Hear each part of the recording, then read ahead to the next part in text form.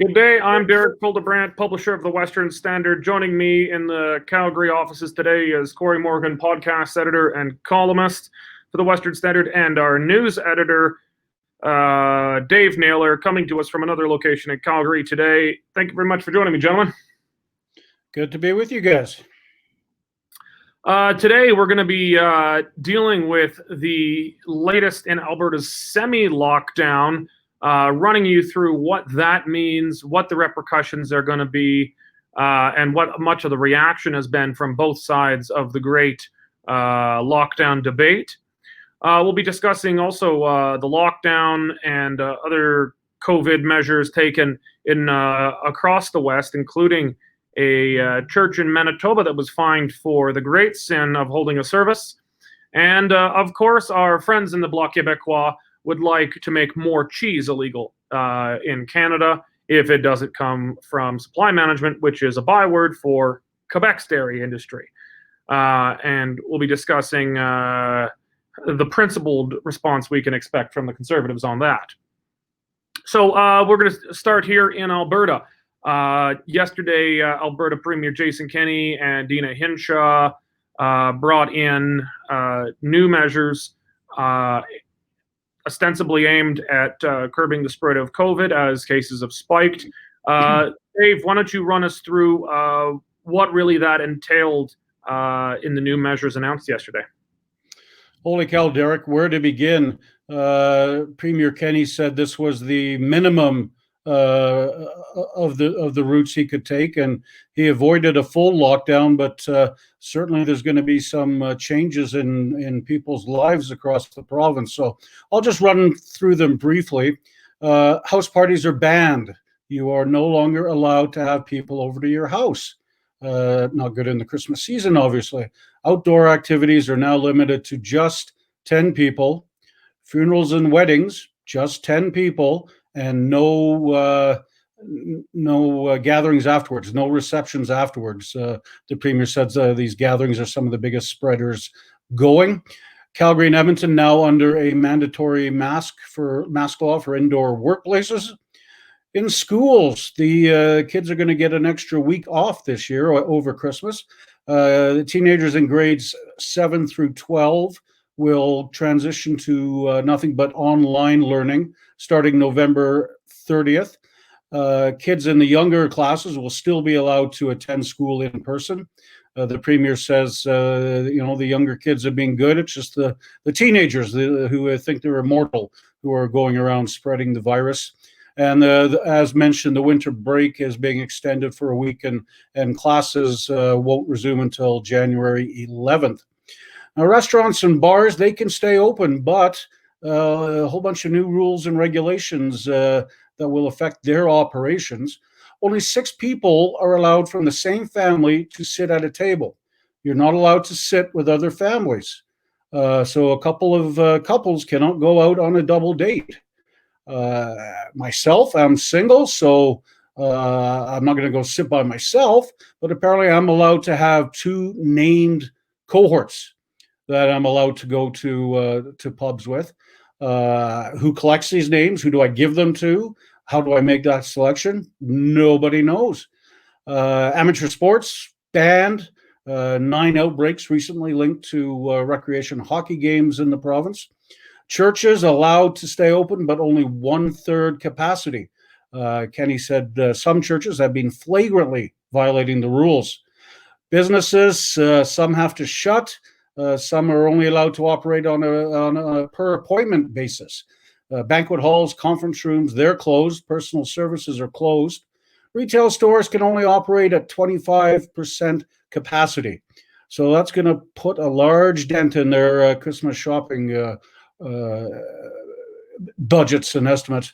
Kenney did say one interesting thing. He said during the first lockdown, the UCP made a grave mistake in allowing places like Walmart to stay open because they sell groceries, but they shut down thousands of other businesses. And Kenney actually apologized for that yesterday. You can go get your hair cut, but you have to have an appointment. All workers are being asked to work from home, and they're going to increase enforcement You can get up to a $1,000 fine if you have somebody over to your house, and they're going to try and enable peace officers to legally be able to hand out tickets. I guess the good thing is Kenny says there's no plan to set up a snitch line for Albertans to call their neighbors or to call police on their neighbors who may have a Christmas gathering. But, as I said, Derek, this is sure ruined plans for the Western Standard annual Christmas party. Shame that, Dave, you and I won't have to blow a bunch of our huge bank account on a lavish Christmas party this year. Thank you for the update. It's reaction to this is being very mixed. We'll discuss reaction, I think, pretty soon. But some of this is quite bizarre. Some of it was encouraging. I think it was encouraging that the Premier apologized for the earlier move to shut down most small businesses and retailers, while the big box stores, the Costco's, the Walmarts could remain open. I thought that was. I'm not sure I can ever recall Jason Kenney apologizing for anything. Actually, that was actually a refreshing move. I think on the Premier's part. It showed a bit of maturity. I think they received. Small business owners are really one of the bedrock constituencies of the UCP's base in Alberta. I think they received a ton of blowback from a lot of their core supporters on that. So in addition to it being probably a bad policy move, I think it was also a bad political move on their part. And they recognized it and made sure not to shut down those small businesses right now. So I think that was a positive move. But it was, I think a lot of these measures, it seems impossible to enforce.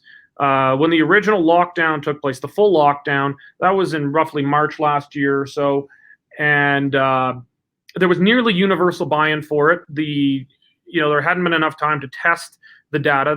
The reports being given to people were showing that this is going to be as bad as the Spanish flu, that we're going to have massive death tolls, that the healthcare system was going to be swamped. We didn't have the capacity for it. We had to flatten the curve. 2 weeks to flatten the curve, if we all remember that. And but that was required universal buy-in or near universal. Now, I think you're at best 50-50. It's going to be. I don't think there is to borrow a term from the left, the social license to do this kind of thing. I don't think there is the public buy-in for a mass shutdown of the economy. I don't know how the government's going to enforce not allowing you to have your kid to have a sleepover at your house. The government requires a warrant to enter your house unless there's a crime in progress. These fall under provincial statute. These are not crimes. If you're having your best friend over for dinner at your house, that's not a crime. That's a provincial fine and statute. It's not in the Criminal Code of Canada. So I don't think the police have the right to enter your house without a warrant. I'm not sure many people will. I'm considering printing off a copy of the Charter of Rights and Freedoms and taping it to my front door with a little subheading on it, "Get a warrant." But it'll be very difficult to enforce this kind of thing, and also have requirements of. Are we going to now require identification of people sitting down for dinner to make sure you're living in the same household? Again, quite bizarre. I know in my case, I keep a very small social bubble, just 3 other couples. And, we've had them over for dinner. I go hunting with the guys. The girls get together for drinks at a house or something. We keep ourselves pretty close, but that's now even potentially illegal. I don't know how the government intends to enforce this. I think a lot of this is going to be virtue signaling. We'll see how rigorously they enforce this kind of thing, particularly when it comes to people's homes. I think it's pretty bad press for a conservative government to have the police barging, knocking down doors of people's houses without warrants. I don't think that's going to fly very well. Cory, do you think that the government's going to have any ability to enforce this on the one hand? And then second of all, maybe you can speak to the political pressures here. We've discussed this before. I think to Kenny's credit, he has not seen lockdowns and masks as the kind of virtue signaling, civic, religious virtue signaling that most liberal politicians have, or in the case of Doug Ford and Brian Palliser on the conservative side, if you can call them that. I don't think he's seen this as a virtuous kind of civic religion, but he has been under tremendous pressure in the media and from other political sources in Alberta to bring in a full lockdown. So if you can speak maybe to how do you think how well do you think the enforcement's going to work first, and then maybe speak to the political pressures that are kind of shaping what's happening right now? Yeah, well, he's trying to be surgical. I mean, rather than doing a full lockdown or appearing to do nothing, he's going by, well, this is where we have identified transmission, so we're going to target those areas and try to reduce that. So they feel it's been happening more in households, whether through school associations bringing that home and then spreading it further, or social gatherings. A lot of people think a lot of this spike might have come from a lot of Thanksgiving dinners where you had outside household people coming into close quarters, drinking, laughing, potentially spreading it. I don't think he's eager to, and I doubt, again, especially when we're talking about the political pressures, that he's going to have police coming in and cracking down on people, at least any more than they have to. The optics and everything are just horrible. I mean, all of us are tired.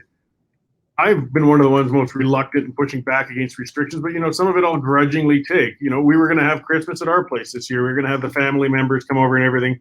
We've decided, we'll defer. Maybe if things are sane in February, we'll have the family all come by and we'll do something then. It's not for fear of the police coming in. When I want to make a stand, I'll give them the middle finger and go for it, but fine. If this is potentially going to help, it's a small sacrifice, because I don't want to see the full lockdown, and people are pushing for it. People really want to do this.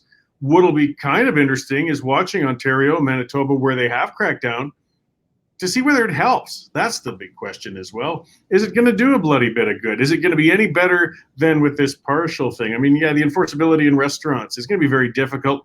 Again, I think a lot of people will voluntarily not do it, though. I mean, are you going to call a friend and say, hey, do you want to bring your wife out and let's go have supper? Do you want to get those sidelong stares from the other people or whatnot? So I think a degree of it will reduce contact. Whether that makes a difference in the case numbers, I don't know, but he's under pressure. He's trying to walk in the middle. He's getting it from both sides, so it tells me he found balance. It seems whether it's a good balance or not, it remains to be seen. Yeah, we've seen in the media. I mean, Don Braid writes a smart column most of the time, and he gets wrong sometimes. But he writes an interesting column that people on the left and the right can take. But even Don Braid took a very specific ideological position on this.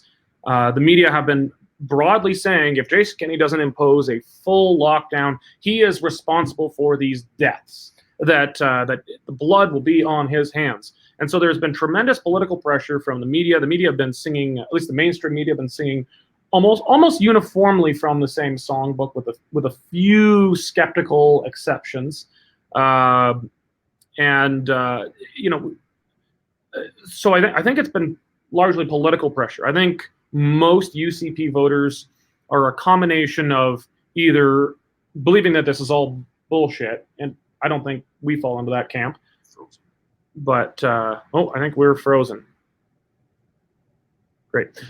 We don't fall into the this is all a hoax camp, but I think many people, especially on the right side of the spectrum, are skeptical of the effectiveness of these things. They're very skeptical of government, period, right now, because what they were told at the beginning of this has turned out to be so wildly wrong with the modeling.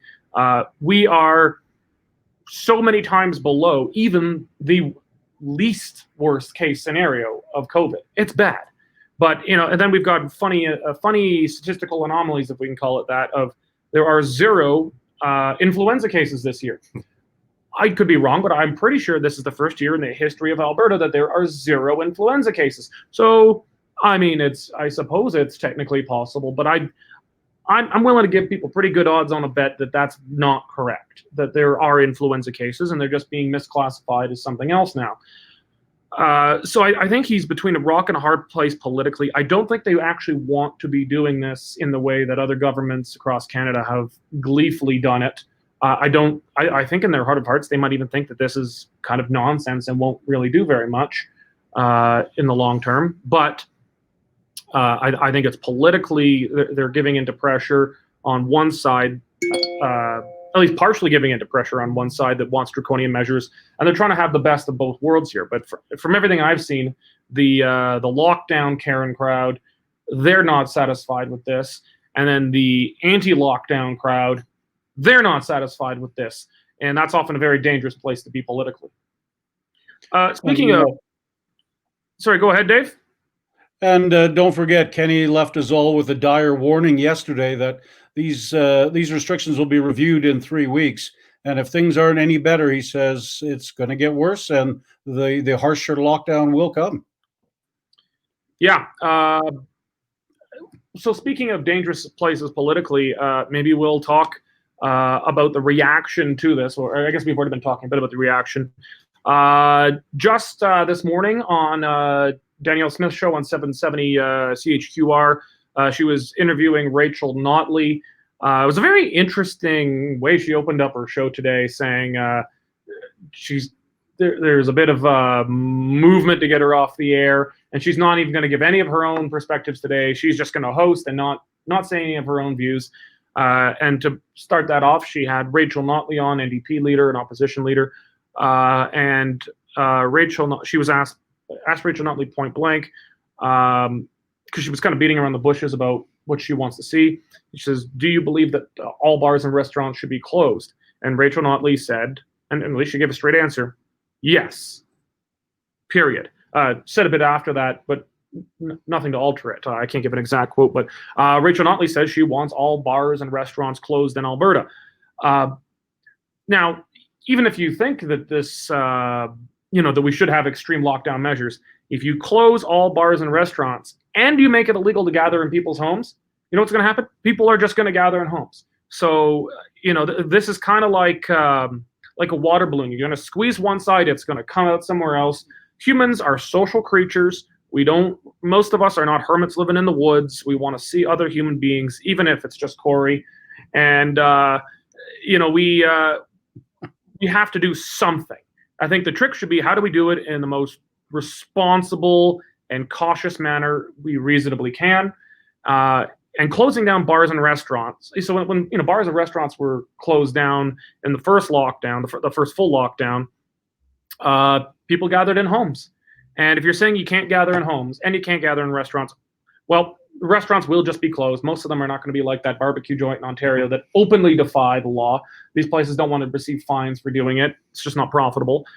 So then people will just gather in their homes. But that's the position of Rachel Notley. I'm not sure if it's because everybody working in these places is ununionized or not, but it does seem to be that the only people who are protected from losing their jobs in lockdowns are unionized workers, primarily public sector, but even private sector tend to be more protected from this kind of thing. Everybody in the private sector, not in a union, is much more susceptible to this kind of thing, particularly small business owners. Well, yeah, and as a former restaurant owner, I mean, that's a tough business at the best of times. And then the people working there, I mean, they're very reliant on it. Servers and cooks, people in the kitchen, and then places servicing these restaurants. I mean, there's a lot downstream. There's truckers supplying us. There's tradesmen keeping that place going. Like, they are a big part of the economy, the hospitality sector in general. And the transmissions, again, she's making a giant leap that these transmissions are happening in restaurants, and there isn't any evidence of it. And you can see why. I can actually see, when you think about it, why it's happening more in households than restaurants.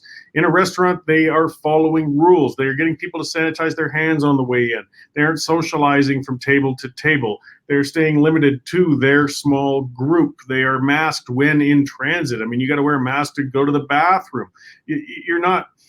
As much measures as we could do to prevent transmission are happening in restaurants. Where they aren't happening, as you said, when you squeeze that balloon and suddenly you've got 20 people in a household who all hug and kiss each other on the cheek on the way in, who perhaps share the odd wine glass, who have absolutely no controls going on, then the transmission is going to be higher. So when we're looking logically, it's not coming out of restaurants, so don't shut them down. But Notley, again, she's a socialist. There's no economic reality in her mind. I mean, there isn't. We might as well face that. They aren't looking at that. They just feel we can borrow until everything gets better, and it's not realistic. So for her to whimsically say just close restaurants and bars, it means nothing to her, and it shows. There's no doubt that a full lockdown, that will be the end. That will be the death knell for many establishments that are just sort of barely holding on at the moment. I don't know about you guys, but I feel quite safe when I go to my neighborhood bar.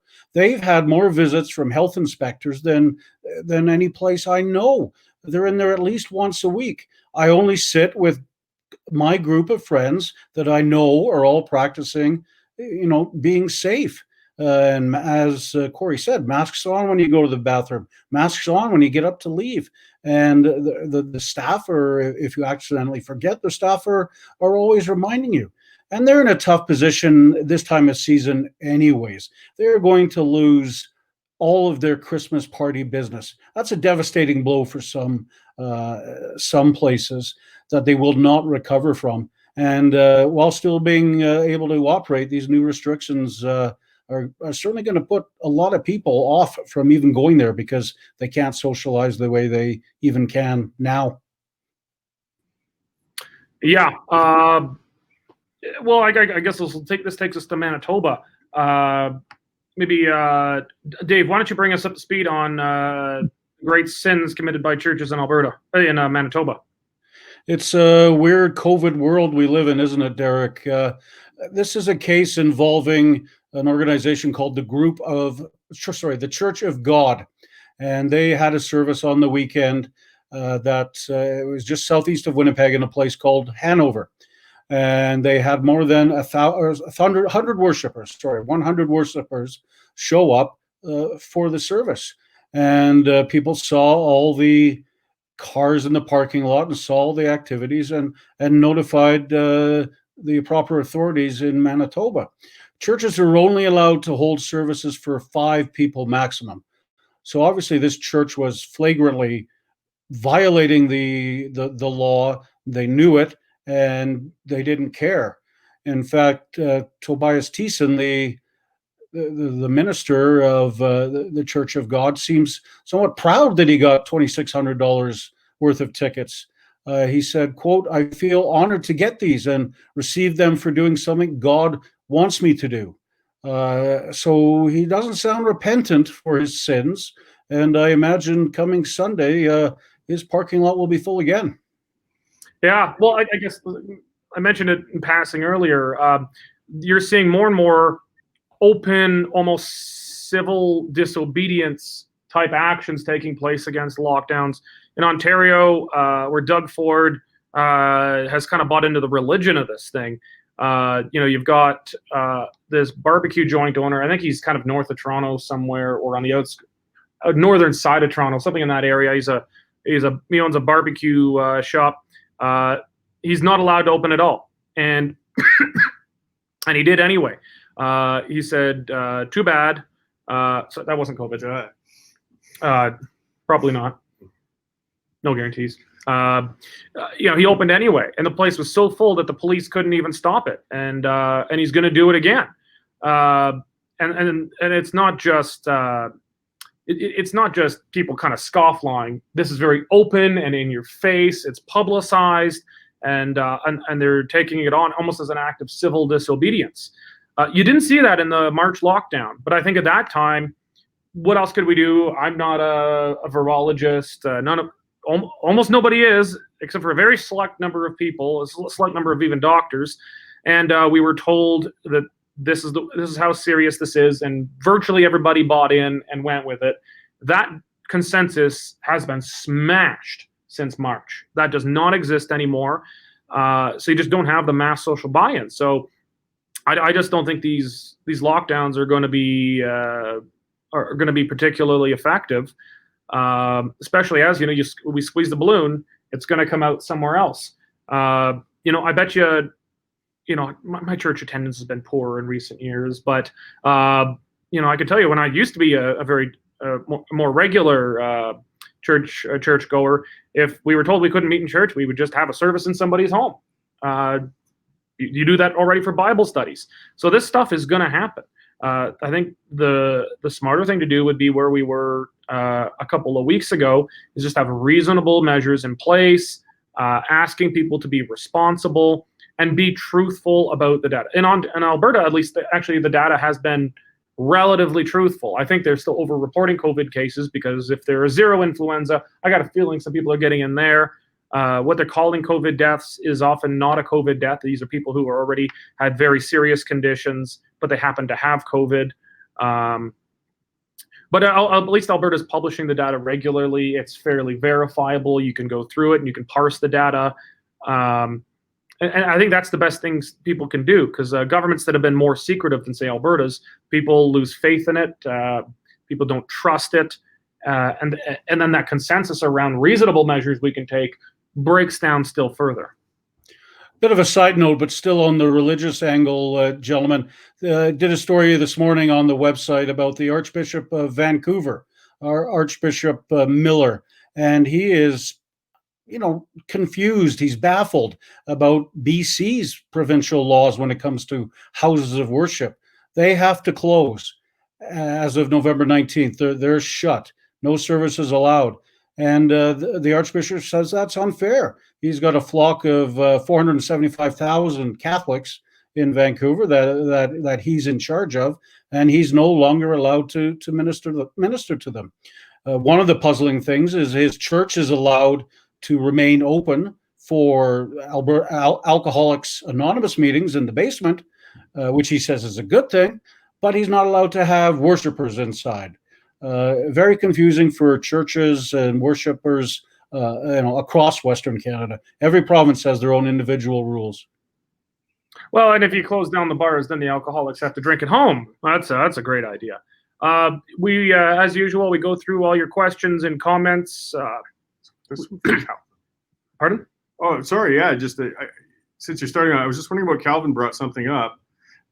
Does the state of emergency put Hinshaw in charge? Because Notley this morning actually was, and I know that Premier Kenney has been playing a bit of a lot of politics over a while. They kind of bat it back and forth. Well, we're listening to the medical experts, and then at times when the medical experts don't say what they want, then they're kind of quiet. But is Dr. Hinshaw now in charge due to the state of emergency? No. Yeah. This doesn't put Hinshaw in charge as if she becomes the premier. The government didn't break a glass on the wall and Hinshaw comes out with an axe. It's not like that. But I think she is given greater measures. The big thing is that cabinet is given greater control, and it suspends, at least in theory, some of the rules around habeas corpus and the right of government to search your property without a warrant. Again, I'd still say anybody, just for disclosure, don't have large gatherings at your home. That's probably a bad idea. But if you're going to have, one or two people over and you're having a responsible gathering, despite what the government says, and the police come to your door, demand a warrant. They'll say they don't need a warrant, but they do. If they enter your property without a warrant, it is unconstitutional because these are not crimes. These are provincial statute, and that does not qualify as criminal activity, even if it's breaking a law. There is a significant difference in that a lot of people I don't think understand. So if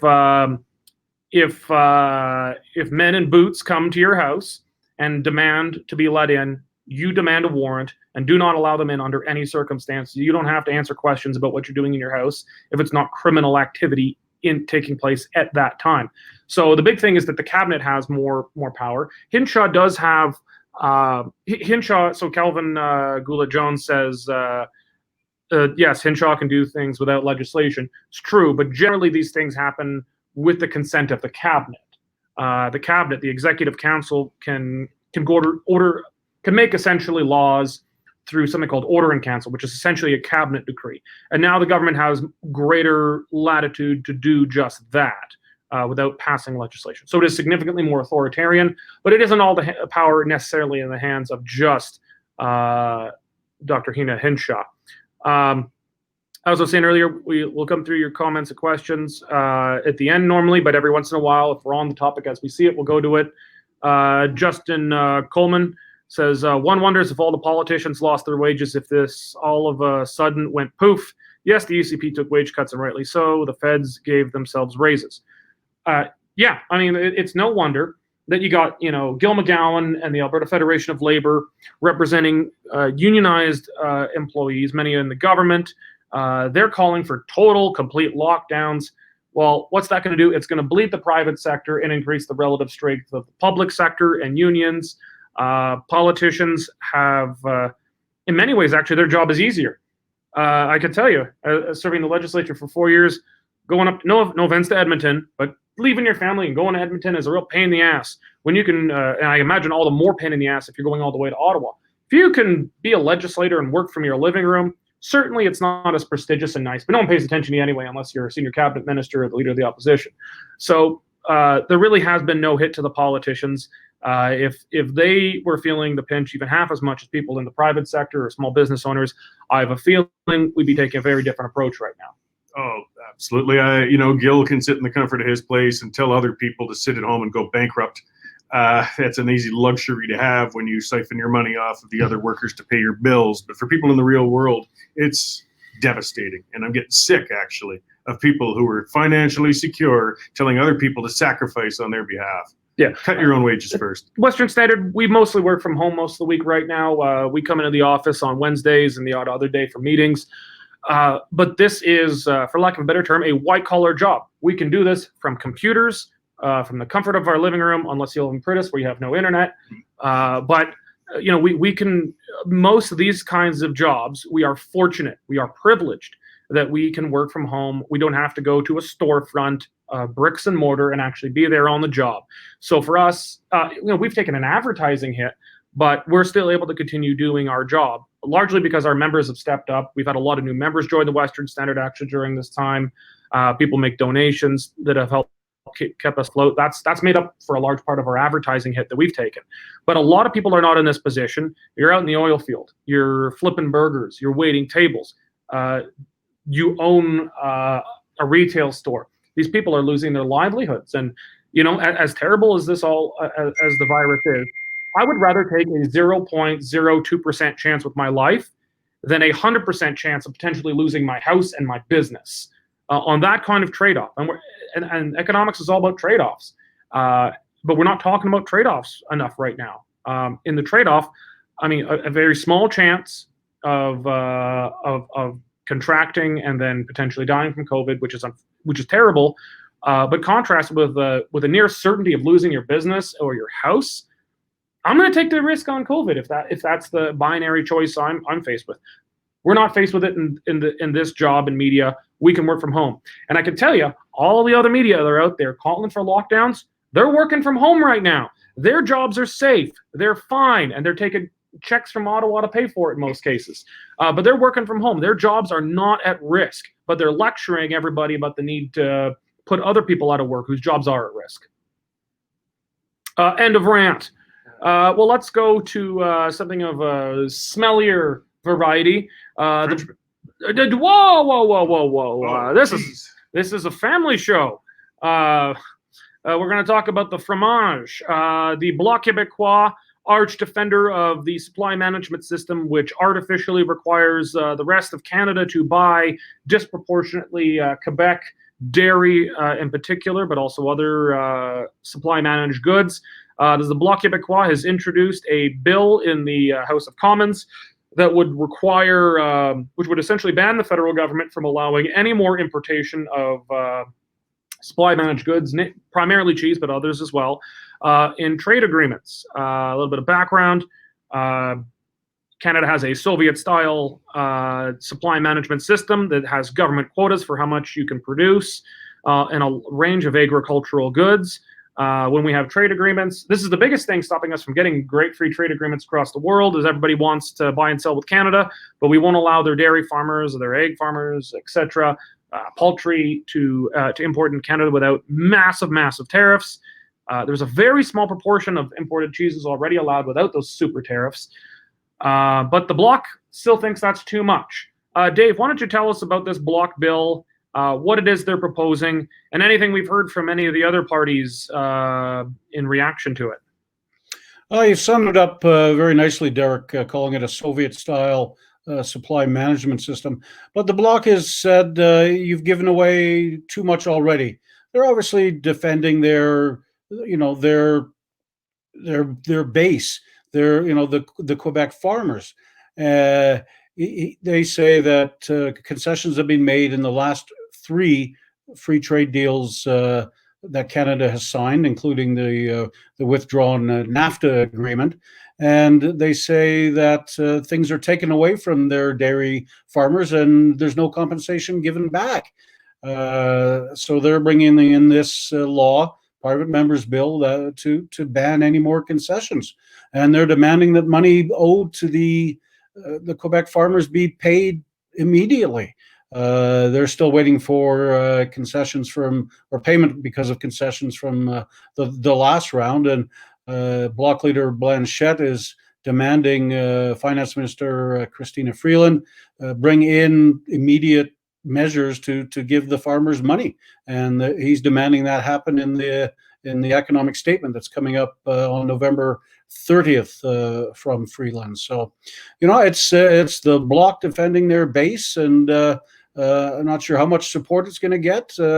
As with all private members' bills, it will be very rare to see it pass, but we'll see what happens.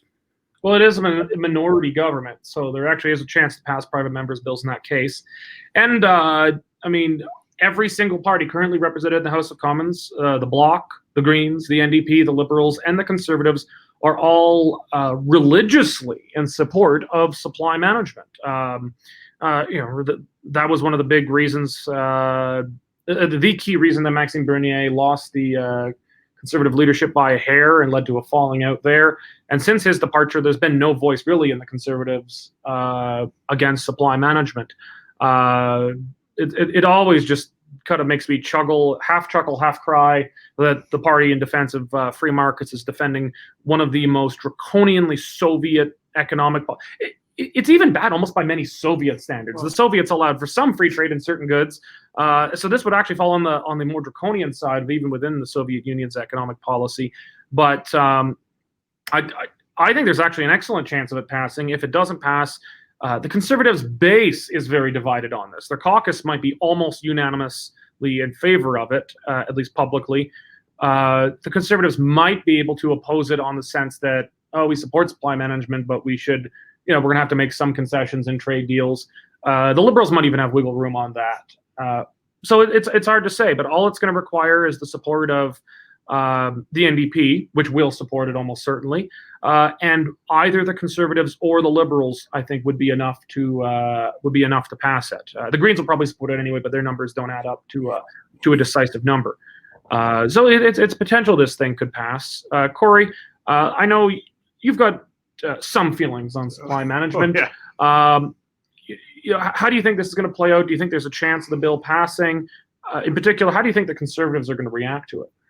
Well, I've long railed against supply management. I mean, it is an odious policy. It's Soviet style. It's repugnant. It's market control. It's been in for decades. I wrote recently, just even on the animal welfare aspect of it, because also what supply management does is it forces everything into large. Cory writes Animal Rights Crusader. Yeah. And you can't get small market dairy products or poultry products because it's unfeasible with the quota system. An analogy I like using is my wife Jane. She grew up on a dairy farm, a small one, and her father had a quota to sell cream, but he didn't have a quota to sell milk. So literally, they'd skim the cream. Family consume as much milk as they can, maybe feed some to the pigs even. The rest goes into the ditch. It's illegal to sell it. Illegal. I mean, it's ridiculous. But the control that the cartels have on the politicians, they've got them by the short and curlies. I don't know if the Conservatives will support this bill, but you can be sure that they'll be silent in their opposition of it at the most. And I, as far as private member bills go, this one may very well get through because it's following up with that very strong dairy cartel who basically has every political party in their pocket. And I've seen that as the Achilles heel of the Conservatives.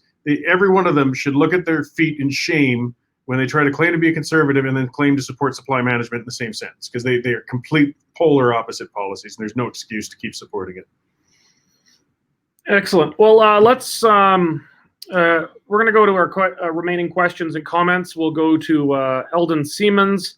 Does the Alberta Emergency Measures Act remove our constitutional protections like freedom of association? Dave, do you want to take a crack at it?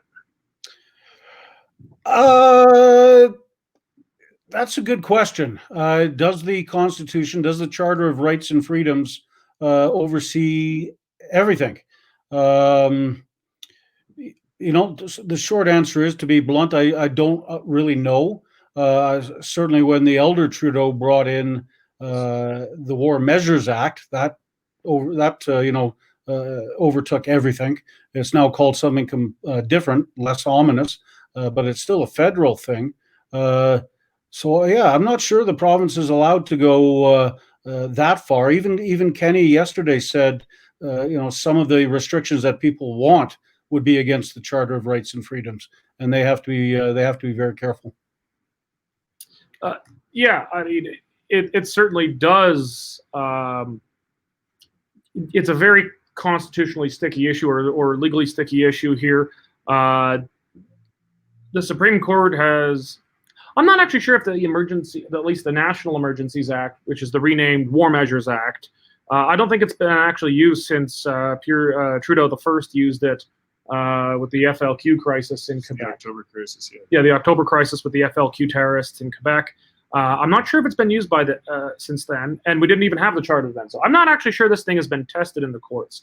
But generally, the courts tend to be sympathetic towards government using powers in this sense if it can as they would say, reasonably justified in a free and democratic society. It'll be interesting to see. John Carpe of the Canadian Constitution Foundation has vowed legal challenges if Alberta went into a lockdown. I received a column from him this morning. I expect it to be up probably sometime this afternoon. It sounds to me like John is not satisfied with the not quite full lockdown measures in Alberta. It sounds like he'll be making a challenge. So we actually could see constitutional challenges against this. But those things take a very, very long time unless you're talking about an injunction. And I think the courts would be loath to grant injunctions against governments at times like this. But I think we could see court challenges about if these emergency powers acts are in fact constitutional or not. Certainly parts of them are constitutional. The parts that grant power to the executive at the expense of the legislature, essentially allowing the executive to make laws without passing an act of a legislature or without passing an act of parliament.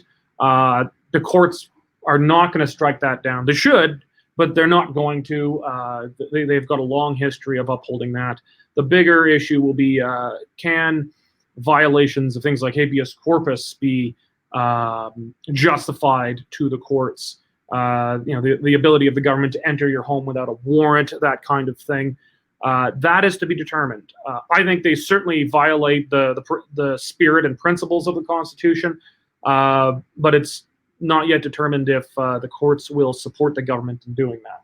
Well, and the charter gives a huge out right on the beginning, with kind of throws it into within reason. The government can infringe on these if they can come up with. The Canadian charter is so Canadian. There's no absolute principles in it. It's like, here's our principles, but these are nice to have. But if the government can justify taking them away from you, well, then fine. So it leaves a huge hole right off the bat. And then even then, if you found a judge who said, no, you know what, that hole's not big enough, I'm ruling against you. Well, the next thing down is the notwithstanding clause, because if this is a provincial thing and it's a charter issue, the province can say, well, the court disagrees with us, but we're invoking the notwithstanding clause, so we're exempt from it anyways. So I'm afraid that we don't have a lot of charter protection if the government wants to go down that road. I mean, we'll see. Well, Carpe is going to give it a crack, but we'll see what happens. The only provincial government, or the only government in Canada, period, federally or provincially, that's ever used the notwithstanding clause is Quebec.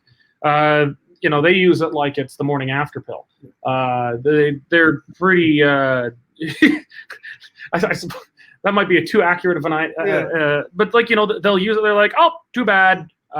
We don't really care. They use it generally on French language, culture, ethnic issues. But I wouldn't be surprised if they used it in something like this. But the notwithstanding clause is very much taboo for governments to use. There's a reason no one's used it across Canada outside of Quebec. So I think if the courts did rule that these things were unconstitutional, I think that the governments would be very hesitant to invoke the notwithstanding clause, because it is very much the political, judicial, nuclear option.